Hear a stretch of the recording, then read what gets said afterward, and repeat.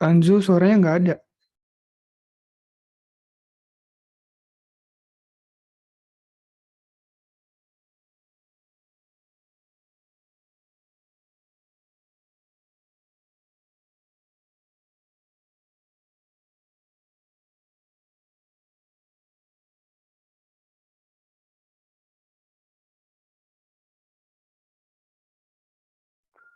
Oke, Assalamualaikum warahmatullahi wabarakatuh.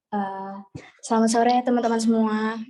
Kita dari kelompok 4 di sini izin memaparkan hasil dari diskusi kelompok kami. Nah, untuk kali ini kelompok kita akan membahas materi yaitu Understanding the Future of Work yang akan dijelaskan oleh Sharla. Untuk Sharla, waktu dan tempat dipersilahkan. Baik, terima kasih Adel. Oke, di sini saya mewakili kelompok 5 akan menjelaskan mengenai Understanding the Future of Work.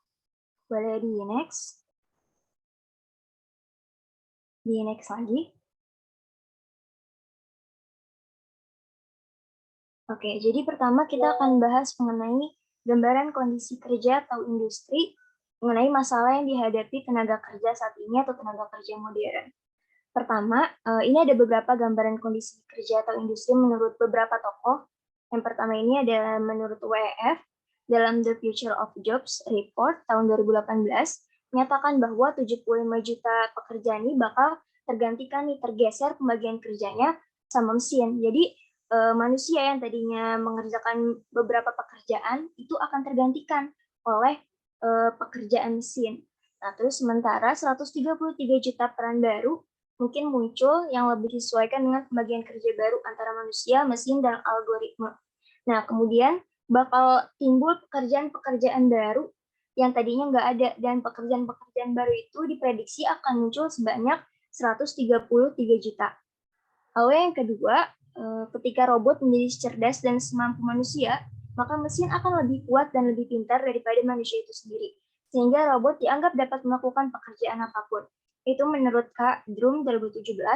Nah, jadi di sini secara nggak langsung sama seperti poin sebelumnya, pekerjaan manusia itu akan tergantikan oleh robot. Karena robot tersebut itu udah cerdas dan setara dengan manusia, bahkan ada beberapa yang lebih daripada manusia. Lalu di yang ketiga, ini menurut studinya McKinsey Global Institute, 800 juta pekerjaan diperkirakan akan hilang nih pada tahun 2030 karena otomatisasi dan tenaga kerja robot. Lagi-lagi yang di-highlight di sini adalah adanya tenaga kerja robot dan teknologi yang akan menggantikan pekerjaan manusia. Lalu gambaran kondisi dunia kerja industri yang terakhir ini menurut Fleming, sebenarnya berbeda nih dari yang tiga tadi. Kalau yang tiga tadi kan menyebutkan kalau misalnya cepat atau lambat kita bakal tergantikan oleh robot dan teknologi. Kalau misalnya di poin 4 ini menurut Fleming ternyata robot itu tidak mungkin menghancurkan pekerjaan manusia tuh secepat itu loh. Gitu. Boleh di next?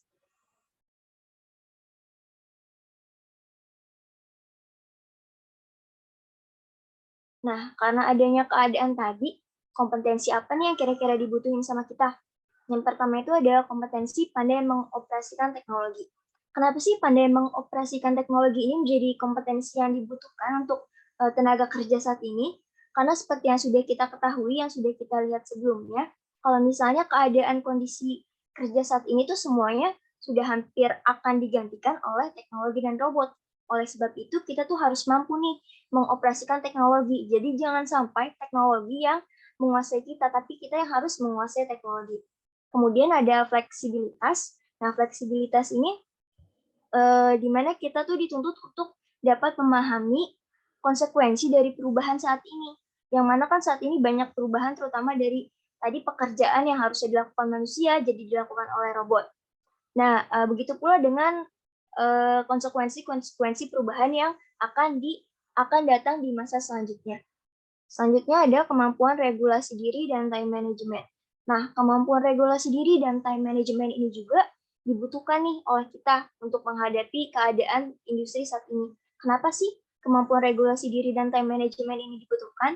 Itu karena pekerjaan saat ini tuh udah banyak yang WFH, dan pokoknya bisa dilakukan dari jarak jauh dengan waktu yang fleksibel juga. Nah, oleh sebab itu kita perlu punya kemampuan regulasi diri yang baik dan time management yang baik agar output yang kita keluarkan untuk pekerjaan kita juga akan baik.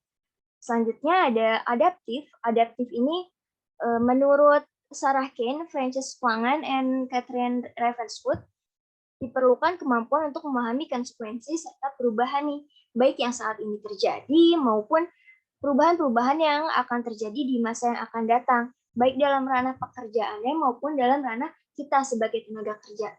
Lalu kompetensi terakhir yang dibutuhkan itu adalah pursuit ability. Pursuit ability ini dibutuhkan oleh kita karena banyak pekerjaan yang bakal hilang di masa yang akan datang. Karena oleh sebab itu, kita tuh harus bisa memahami dengan cermat, melihat sebenarnya peluang-peluang apa aja nih yang sekiranya bisa kita dapetin di masa depan untuk pekerjaan kita. Ready, next. Oke, selanjutnya ada cara mengembangkan kompetensi. Tadi kan kita udah ngebahas mengenai kompetensi apa aja yang kita butuhin. Nah, terus sekarang di sini kita bakal bahas cara mengembangkan kompetensinya itu gimana sih? Yang pertama itu ada mengembangkan strategi informasi untuk mengelola perubahan teknologi secara efektif sambil mempertahankan tenaga kerja yang terampil, terlibat, dan termotivasi dengan tepat. Nah, jadi karena misalnya kita sekarang udah punya dasarnya, dasar kompetensi-kompetensi yang tadi, ya tuh nggak boleh puas dengan kompetensi-kompetensi yang sudah kita miliki tadi. Kita tuh harus terus mengembangkan strategi informasi sehingga kita dapat mendapatkan kompetensi-kompetensi lain yang sekiranya relevan dan berfungsi untuk pekerjaan kita di masa depannya. Selanjutnya ada mengeksplorasi peran Global Production Networks atau GPNS dalam membentuk pekerjaan masa depan. Jadi kita juga perlu mengetahui nih kalau misalnya keadaan kondisi pasar global ini nanti bakal seperti apa sih? Kira-kira pekerjaan yang bakal dibutuhkan itu apa? Dan kompetensi yang sudah kita miliki ini kira-kira pas tidak ya dengan apa yang dibutuhkan nantinya. Selanjutnya ada mengeksplorasi seperti apa karir di masa depan. Seperti mirip-mirip yang sudah disinggung sebelumnya, setelah kita mempunyai kompetensi dasar tadi, kita tuh harus mengeksplorasi kompetensi-kompetensi lain yang sekiranya itu perlu ada di masa depan itu nanti. Jadi kita harus tahu nih, sekarang kita misalnya ambil psikologi dan kita nggak bisa terus berkutik di ranah psikologi aja nih, kita juga harus tahu kira-kira dalam psikologi ini diperlukan kompetensi apa lagi sih untuk bisa menunjang pekerjaan kita di masa depan nanti. Selanjutnya ada berupaya ambisius untuk merencanakan arah masa depan. Nah, di sini maksudnya kita tuh nggak boleh puas sama apa yang sekarang sudah kita miliki. Jadi kita harus terus merencanakan nih, kalau misalnya sekarang kita sudah punya kemampuan ini, sudah mempunyai kompetensi ini, kira-kira kompetensi apa nih yang harus saya miliki di masa depan nanti? Saya harus mengambil rencana apa untuk bisa mengembangkan kompetensi-kompetensi tersebut. Boleh di next?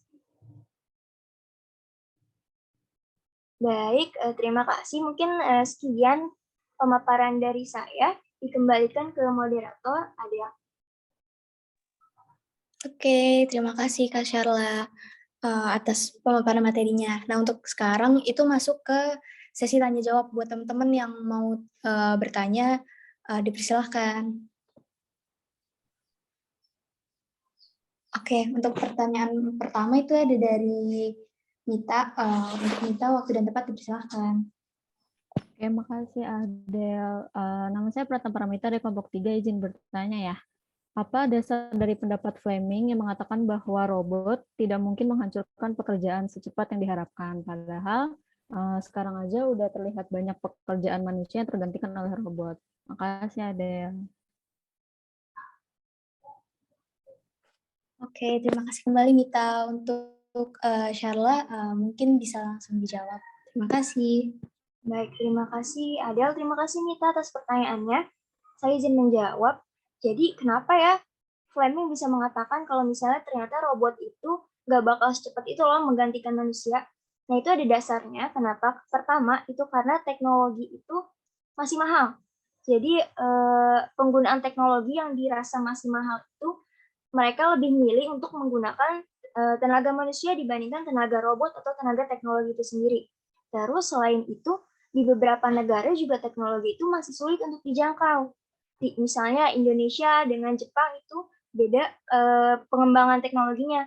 Indonesia berada di bawah levelnya Jepang. Jadi otomatis pengembangan teknologinya atau di tenaga kerja itu tidak seluas dan semudah Jepang.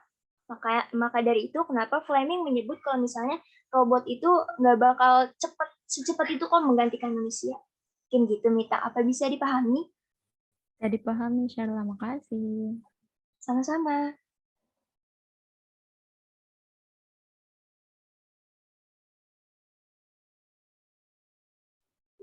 Maaf, Adel, suaranya nggak Oke. ada.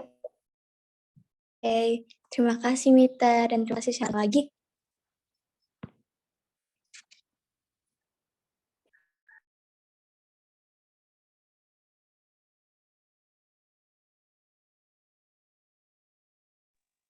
Oke, untuk yang selanjutnya, apakah ada yang ingin bertanya lagi?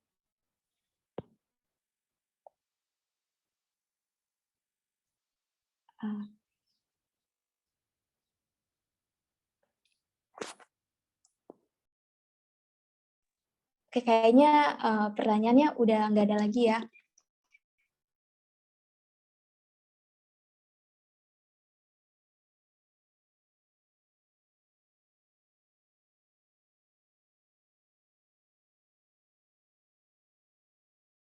Jadi aku izin buat menyimpulkan sedikit dari pembahasan yang tadi. Itu ada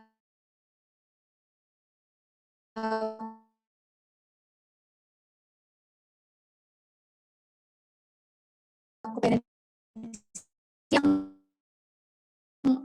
dibutuhkan dalam dunia kerja itu salah satunya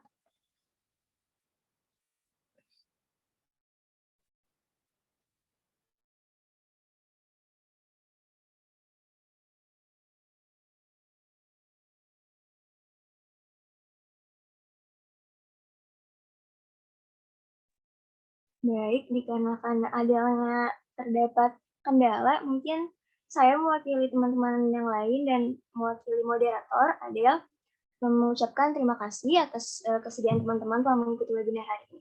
Assalamualaikum warahmatullahi wabarakatuh.